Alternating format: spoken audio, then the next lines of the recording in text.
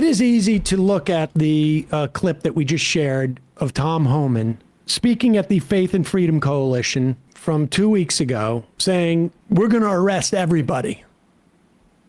We're not just going to arrest, rapists and violent criminals.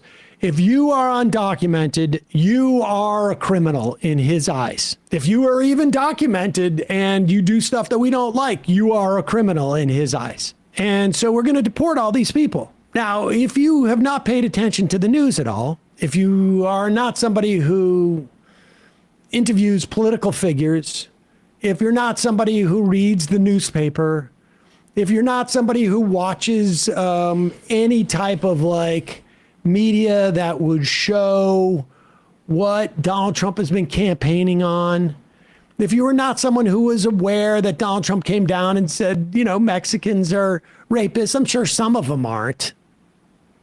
If you're not anybody who has a platform that talks about politics, it's possible you may not have been aware of this.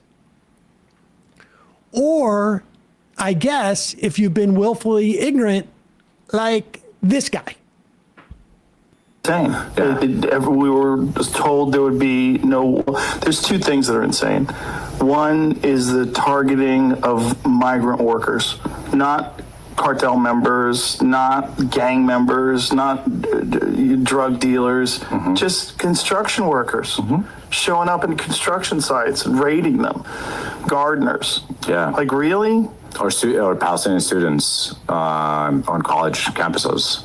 Or not, there's a did you see this video of this Turkish students at Tufts University that wrote an essay, and then there's video of ICE agents I don't know. Is that the woman? Yeah. What was her essay about? It was just critical of Israel, right? It's critical of Israel. Yeah, I mean. And that's enough to get you kicked out of the country. There's a long history of anti-colonial activism in U.S. colleges, that led to South Africa changing and all of that. And I think this is a continuation of that. I saw Mark Ruffalo responded to this clip actually on social media, and he was like, you're either not this smart or you're not this dumb. Pick one.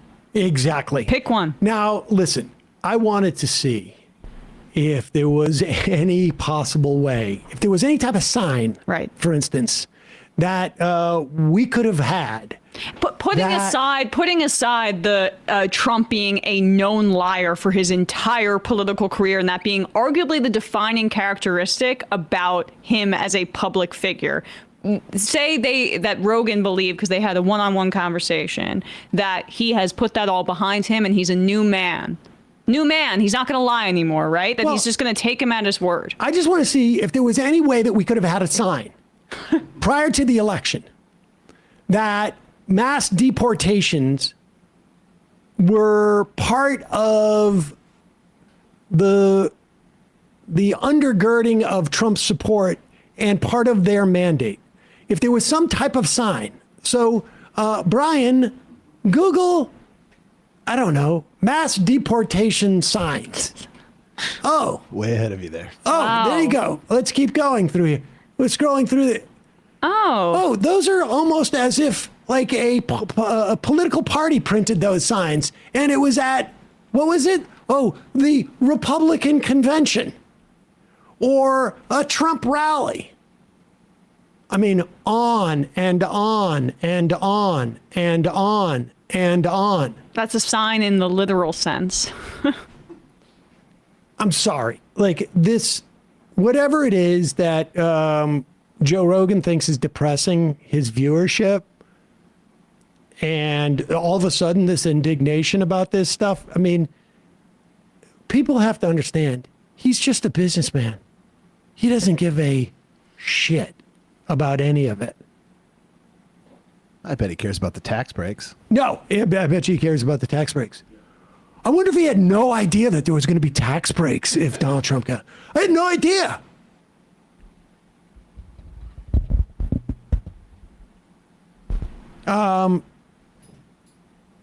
He knows. I'm sorry.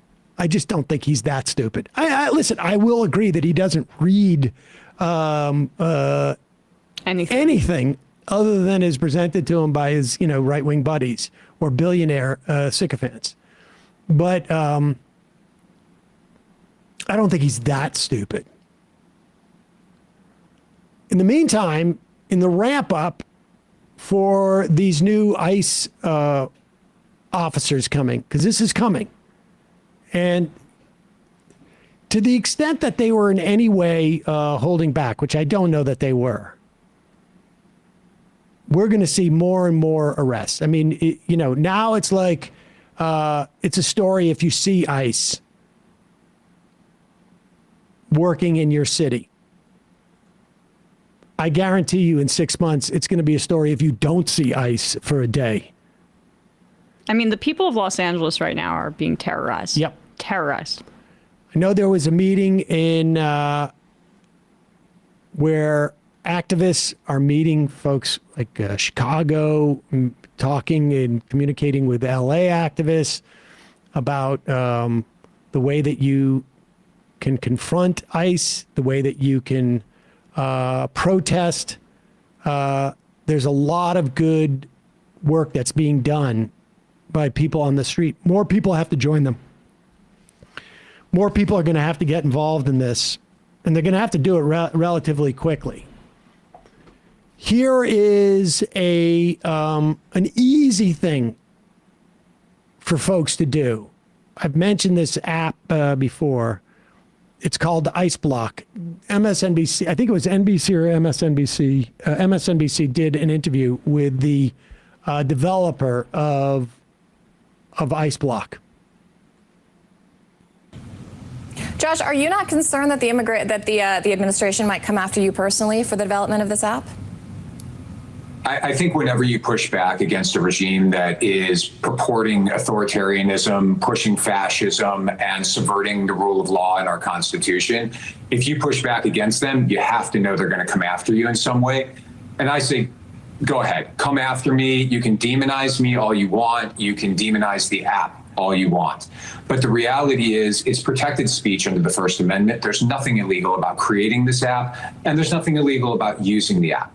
We are not purporting violence against anybody. This is simply an early warning system. And if your viewers liken it to something easy to understand, think of Waze or think of Apple Maps.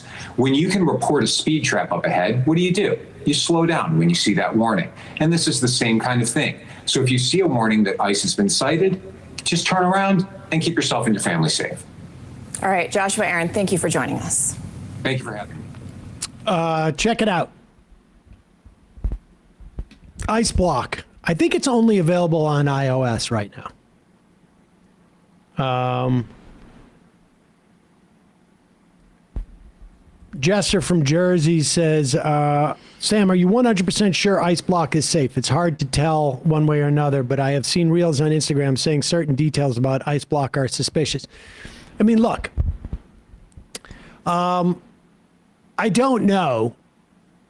I can't say for 100% assuredness, but I can tell you that every app you have, short of the Majority Report app, has I think it's called an IDK, which basically tracks you in some fashion. I know Apple now has a thing where they'll ask you if you don't want the app to track you. It will track you, but it doesn't know. And I imagine if they wanted to, they could get demographic information from you in the same way that every app can. But, and I also imagine that there may be sometimes people putting up false sightings. But, cops, I imagine, sometimes do that with Waze. So I think, by and large, my guess is it's relatively safe. I don't think that these, whatever the conspiracies are about it, I find it hard to believe that there's much information there. It is really very basic. In you don't have to sign in, you don't give an email, et cetera, et cetera. He says it doesn't track any info and it's used anonymously. That's the developer's word, though. So grain of salt says progressive blob 2028. Yeah, I take it with a grain of salt, but I think on balance, it's a risk that's willing to take. Listen, none of the stuff that progressively we're going to have to start doing is going to be without risk. The best you can do is get a decent assessment of what that risk is and make an assessment as to whether that risk is worth it. Until I have more information that the app is somehow, problematic or compromised or something to that effect, it's not tracking me any more or less than my weather app is, frankly. So I use it. I'm waiting. I'm walking around constantly looking for ice now. Every time I'm on the subway, I'm like scanning everybody, getting ready to take a video. Hey, folks, don't forget to hit the subscribe button and check out our daily show. We do it every day at 12 p.m. Eastern for about 2.5 hours. We even take phone calls. You should check that out.